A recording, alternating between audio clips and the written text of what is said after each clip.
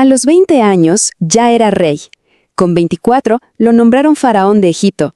Y para cuando murió, a los 32, Alejandro de Macedonia había conquistado prácticamente todo el mundo conocido, desde Grecia hasta la India. Es increíble, pero nunca perdió una sola batalla. La historia, por supuesto, lo recuerda como Alejandro Magno. Pero, a ver, ¿cómo es posible algo así? ¿Cómo un solo hombre, en poco más de una década, pudo redibujar por completo el mapa del mundo antiguo? Esa es la gran pregunta que vamos a intentar responder.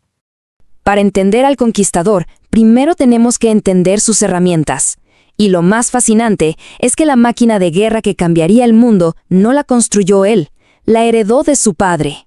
Es que el genio de Alejandro no salió de la nada. Su padre, Filipo II, le dejó la mejor herencia posible. No solo un reino fuerte y unificado, sino un ejército profesional, con una disciplina y un armamento que eran, para la época, una auténtica revolución. Y el corazón de ese ejército era la famosa falange macedonia. A ver, a diferencia de las falanges griegas que todos conocemos, Filipo les quitó peso, les aligeró la armadura para que se movieran más rápido y, sobre todo, les dio un arma que cambiaría las reglas del juego para siempre. Esa arma era la zarisa. Fíjense en la diferencia. Con más de 5 metros, era casi el doble de larga que la lanza griega tradicional. Y esta diferencia de longitud era todo. Permitía que hasta 5 filas de soldados pudieran atacar al mismo tiempo. Imaginen eso, un muro de picas, erizado y letal, avanzando hacia ti. Era prácticamente imparable.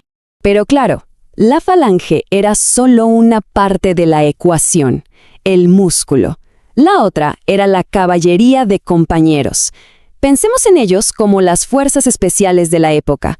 Eran nobles macedonios, los mejores jinetes, la fuerza de choque de élite, el bisturí de Alejandro. Y juntos, la falange y la caballería permitían la táctica que definió a Alejandro, el martillo y el yunque. Es brillante por lo simple que es. El yunque, o sea la falange, avanzaba y fijaba al enemigo en su sitio, lo contenía.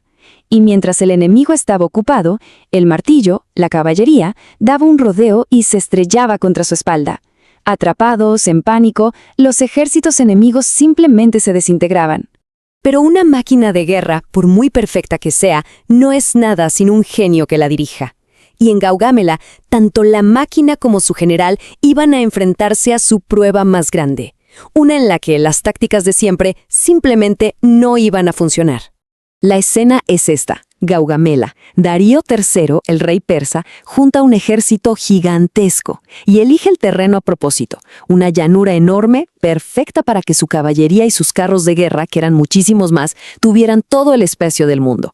Esta iba a ser la batalla final por el control de Asia. La escala del desafío era abrumadora. Las estimaciones más conservadoras hablan de 250.000 persas contra menos de 50.000 macedonios. Estamos hablando de una desventaja de 5-1. Sobre el papel, era una misión suicida. Con esa diferencia de números, el ataque de flanco de siempre, el martillo y el yunque, era imposible. La línea persa era tan larga que simplemente los habría envuelto y aniquilado.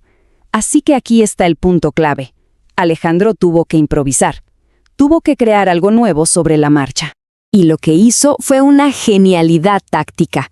En lugar de ir de frente, avanzó en diagonal hacia la derecha, casi como si se estuviera retirando. La caballería persa, claro, se lanzó a interceptarlo, y al hacerlo, estiraron su propia línea, y sin querer, abrieron un pequeño hueco cerca del centro. Ese era el momento que Alejandro estaba esperando.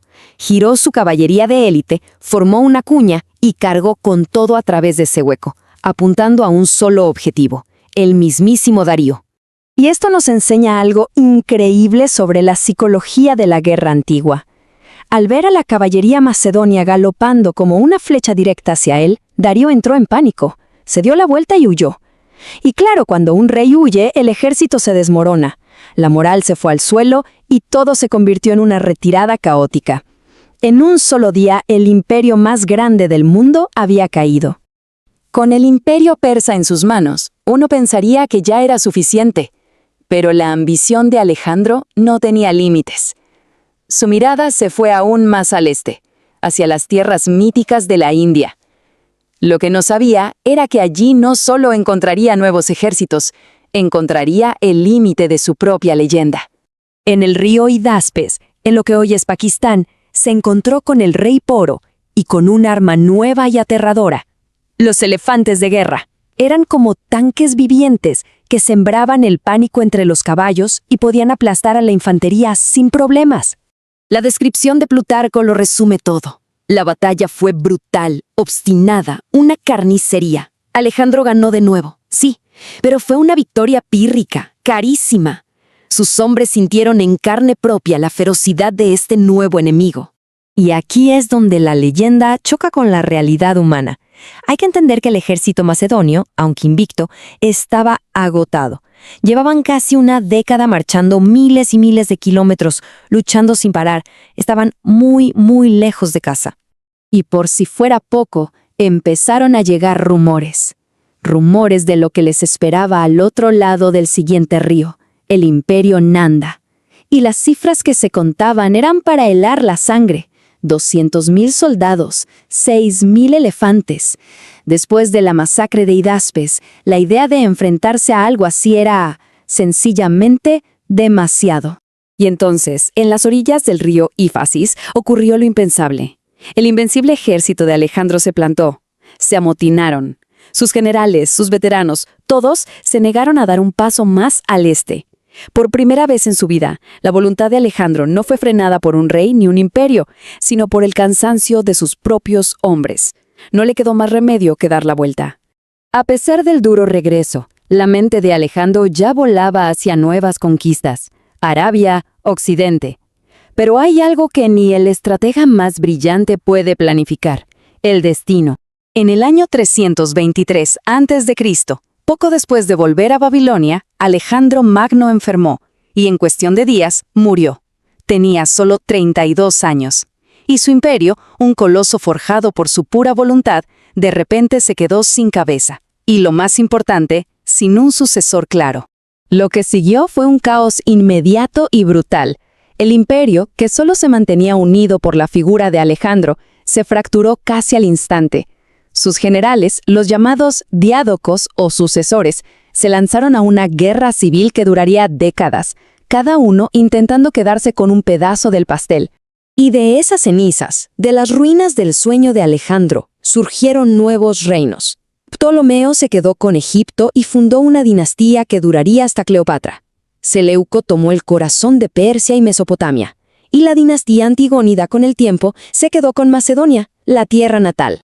Y todo esto nos deja con una pregunta final para reflexionar. El imperio de Alejandro en sí fue muy corto, uno de los más breves de la historia.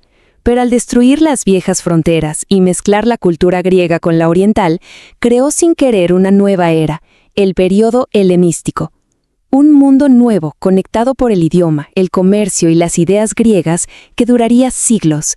Quizás ese, y no el imperio, fue su verdadero y más duradero legado.